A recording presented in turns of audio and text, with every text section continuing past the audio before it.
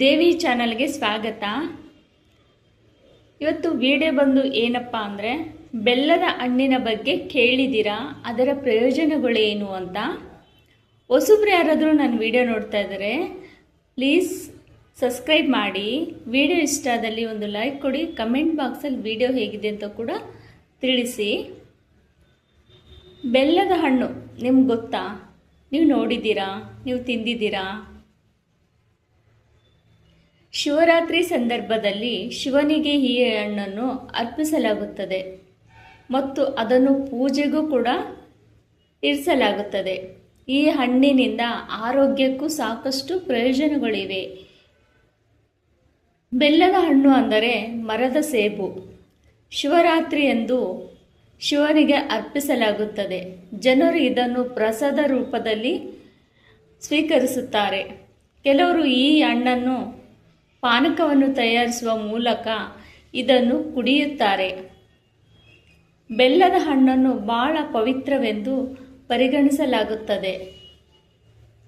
ಆದುದರಿಂದ ಅದರ ಪೂಜೆಗೆ ಒಂದು ಕಾನೂನು ಕೂಡ ಇದೆ. ಬೆಲ್ಲದ ಹಣ್ಣನ್ನು ಪವಿತ್ರ ಹಣ್ಣು ಎಂದು ಕರೆಯಲಾಗುತ್ತದೆ.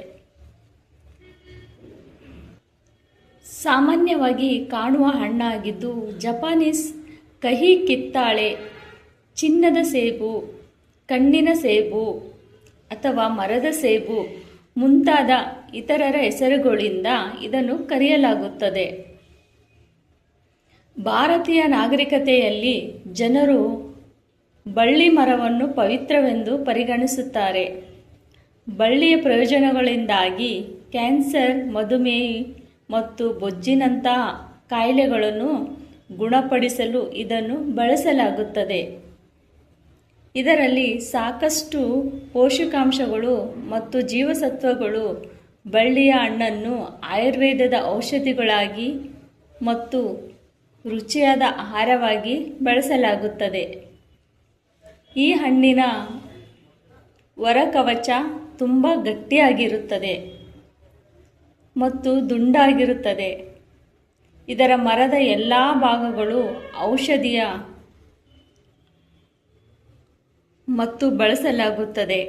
ಇದು ಪ್ರಕೃತಿ ನೀಡಿದ ವಿಶಿಷ್ಟ ಉಡುಗೊರೆಯಾಗಿರುತ್ತದೆ.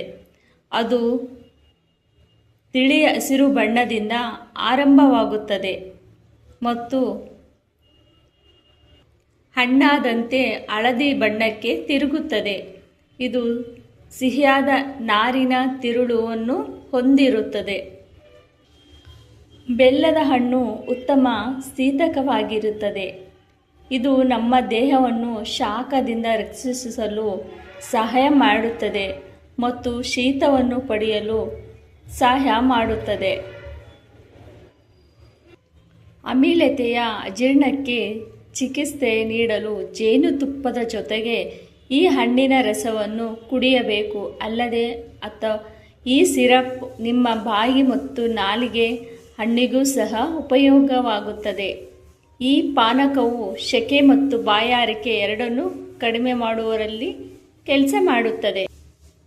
ಬೆಲ್ಲದ ಹಣ್ಣು ಸಾಕಷ್ಟು ಉತ್ಕರ್ಷಣ ನಿರೋಧಕಗಳನ್ನು ಹೊಂದಿರುತ್ತದೆ. ಇದು ಊತಗೊಂಡ ಪ್ರದೇಶಗಳು ಅಥವಾ ಅಂಗಗಳಲ್ಲಿ ಸ್ನಾಯುಗಳನ್ನು ಸಡಿಲಗೊಳಿಸುತ್ತದೆ.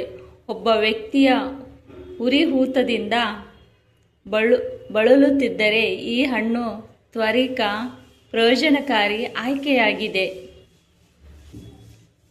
ಇದಕ್ಕಾಗಿ ಎಳೆಯ ಹಣ್ಣಿನ ಪುಡಿ ಮಾಡಿದ ತಿರುಳನ್ನು ಸಾಸಿವೆ ಎಣ್ಣೆಯನ್ನು ಬಿಸಿ ಮಾಡುವ ಮೂಲಕ ಬೆರೆಸಲಾಗುತ್ತದೆ. ನಂತರ ಕೀಲುಗಳಲ್ಲಿ ಊತವಿರುತ್ತದೆ.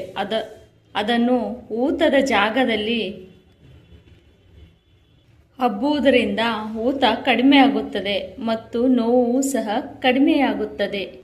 ಬೆಲ್ಲದ ಹಣ್ಣು ಆರೋಗ್ಯಕ್ಕೆ ಪ್ರಯೋಜನಕವಾದ ಅಂಶಗಳನ್ನು ಒಳಗೊಂಡಿದೆ.